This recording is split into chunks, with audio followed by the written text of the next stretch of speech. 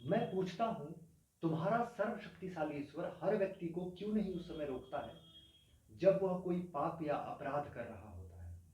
यह तो वह बहुत आसानी से कर सकता है। उसने क्यों नहीं लड़ाकू राजाओं की लड़ने की उग्रता को समाप्त किया और इस प्रकार विश्व युद्ध द्वारा मानवता पर पड़ने वाली विपत्तियों से उसे बचाया? उसने अंग्रेजों के मस्तिष्क में भारत को मुक्त कर देने की भावना क्यों नहीं पैदा की?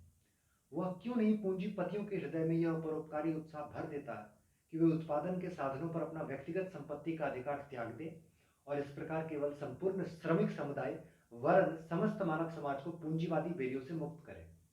आप समाजवाद की व्यवहारिकता पर तर्क करना चाहते हैं, मैं इसे आपके सर्वशक्तिमान पर छोड़ देता हूं कि वह लागू करें।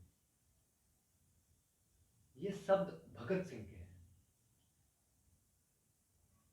जो कि एक घोषित तौर पर नास्तिक थे, और इसी लेख में उन्होंने बहुत सारे तर्क दिए हैं अपनी नास्तिकता को लेकर।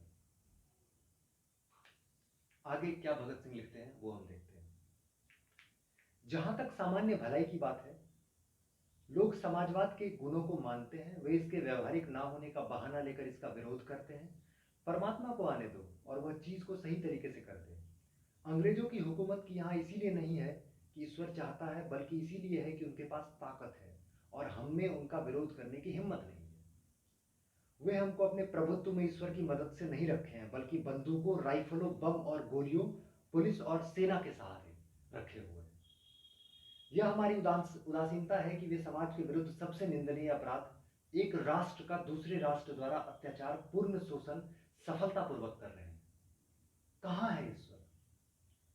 क्या वो मनुष्य जाति के इन कष्टों का मजा ले रहा है? एक नीरो, एक चंगेज, उसका नाश हो। क्या तुम मुझसे पूछते हो कि मैं इस विश्व की उत्पत्ति तथा मानव की उत्पत्ति की व्याख्या कैसे करता हूं?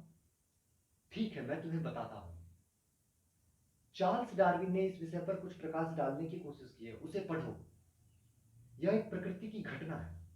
विभिन्न पदार्थों के निहारिका के आकार में आकस्मिक मिश्रण से पृथ्वी बनी। कब?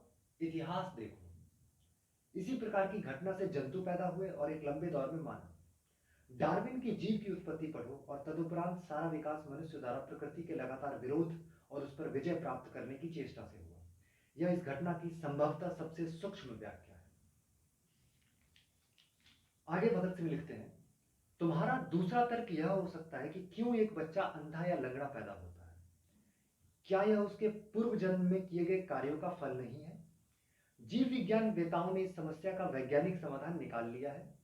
अवश्य ही तुम एक और बचकाना प्रश्न पूछ सकते हो, यदि ईश्वर नहीं है तो लोग उसमें विश्वास क्यों करने लगे? मेरा उत्तर सूक्ष्म तथा स्पष्ट है। जिस प्रकार वे प्रेतों तथा दुष्ट आत्माओं में विश्वास करने लगे, अंतर केवल इतना है कि ईश्वर में विश्वास विश्वव्यापी है और दर्शन अत्यंत विकसित। इसकी उत्पत्ति का श्रेय उन शोषकों की प्रतिभा को है जो परमात्मा के अस्तित्व का उपदेश देकर लोगों को अपने प्रभुत्व में रखना चाहते थे तथा उनसे अपनी विशिष्ट स्थिति का अधिकार एवं अनुमोदन चाहते थे। सभी धर्म, संप्रदाय, पंथ और ऐसी अन्य संस्थाएं अंत में निर्दयी और शोषक संस्थाओं, व्यक्तियों तथा वर्गों की समर्थक हो जाती है। राजा के विरुद्ध हर विद्रोह हर धर्म में सदैव ही पाप रहा है।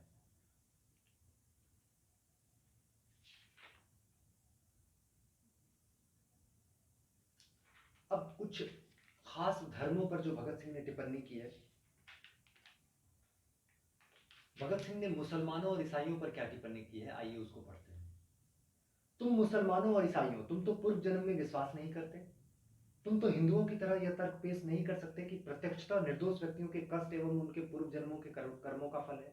मैं तुमसे पूछता हूं कि उस सर्वशक्तिशाली ने शब्द द्वारा विश्व की उत्पत्ति के लिए 6 दिन का क्यों सिर्फ परिश्रम किया, और प्रत्येक दिन वह क्यों कहता है कि सब ठीक है? बुलाओ उसे आज, उसे पिछला इतिहास दिखाओ, उसे आज की परिस्थितियों का अध्ययन करने दो। हम देखेंगे कि क्या वह कहने का साहस करता है कि सब ठीक है। कारावास की काल कोठरियों से लेकर झोपड़ियों की बस्ती तक, भूख से तड़पते लाखों इंसानों से लेकर उन शोषित मजदूरों से लेकर जो पूंजीवादी पिशाच द्वारा खून चूसने की क्रिया को धैर्यपूर्वक निरुत्साह से देख रहे हैं, तथा उस मानव शक्ति की बर्बादी देख रहे हैं जिसे देखकर कोई भी व्यक्ति जिसे तनिक भी सहज ज्ञान है, भय से सिहर उठेगा और अधिक उत्पादन को जरूरतमंद लोगों में बांटने के बजाय समुद्र में फेंक देना बेहतर समझने से लेकर राजाओं के उन महलों तक जिसकी नींव ही इस मानव हड्डियों पर पड़ी है, उसको यह सब देखने दो और फिर कहे सब कुछ ठीक है। क्यों और कहां से? यही मेरा प्रश्न है। तुम चुप हो। ठीक है, मैं तो आगे चलता हूं। अब हिंदुओं पर क्या कहा है भगत सिंह ने? और तुम हिंदू हो, तुम कहते हो कि आज जो कष्ट भोग रहे हैं ये पूर्व जन्म के पापी हैं और आज के उत्पीड़क पिछले जन्मों में साधु पुरुष थे, अतः वे सत्ता का आनंद लूट रहे हैं। मुझे यह मानना पड़ता है कि आपके पूर्वज बहुत चालाक व्यक्ति थे। उन्होंने ऐसे सिद्धांत गढ़े जिनमें तर्क और अविश्वास के सभी प्रयासों को विफल करने की काफी ताकत है। न्याय शास्त्र के अनुसार दंड को अपराधी पर पड़ने वाले असर के आधार पर केवल 3 कारणों से उचित ठहराया जा सकता है। वे है प्रतिकार, भय तथा सुधार। आज सभी प्रगतिशील विचारकों द्वारा प्रतिकार के सिद्धांत की निंदा की जाती है। भयभीत करने का सिद्धांत भी अंत वही है। सुधार करने का सिद्धांत ही केवल आवश्यक है और मानवता की प्रगति के लिए अनिवार्य है। इसका ध्येय अपराधी को योग्य और शांति प्रिय नागरिक के रूप में समाज को लौटाना है। किंतु यदि हम मनुष्यों को अपराधी मान भी लें तो ईश्वर द्वारा उन्हें दिए गए दंड की क्या प्रकृति है? तुम कहते हो वह उन्हें गाय, बिल्ली, पेड़, जड़ी बूटी या जानवर बनाकर पैदा करता है। तुम ऐसे 84 लाख दंडों को गिनाते हो। मैं पूछता हूं कि मनुष्य पर इनका सुधारक के रूप में क्या असर है? तुम ऐसे कितने व्यक्तियों से मिले हो जो कहते हैं कि मैं किसी पाप के कारण पूर्व जन्म में गधा के रूप में पैदा हुए थे? एक भी नहीं। अपने पुराणों से उदाहरण ना दो। मेरे पास तुम्हारी पौराणिक कथाओं के लिए कोई स्थान नहीं है। और फिर क्या तुम्हें पता है कि दुनिया में सबसे बड़ा पाप गरीब होना है? गरीबी एक अभिशाप है, यह एक दंड है। मैं पूछता हूं कि दंड प्रक्रिया की कहां तक प्रशंसा करें, जो अनिवार्यता मनुष्य को और अधिक अपराध बनाने को बाध्य करे। क्या तुम्हारे ईश्वर ने यह नहीं सोचा था, या उसको भी ये सारी बातें मानवता द्वारा अकथनीय कष्टों के झेलने की कीमत पर अनुभव से सीखनी थी? तो आपने सुना कि भगत सिंह साफ शब्दों में कैसे सारे धर्मों की कोरी बकवासों का जमकर विरोध कर रहे हैं अपने मजबूत तर्कों के साथ। एक बहुत प्रसिद्ध लाइन है, शायद कार्ल मार्क्स ने वो लाइन कही थी कि धर्म व्यक्ति में वो गुण पैदा करता है जो एक पालतू कुत्ते में होती है। अर्थात जो समस्याएं,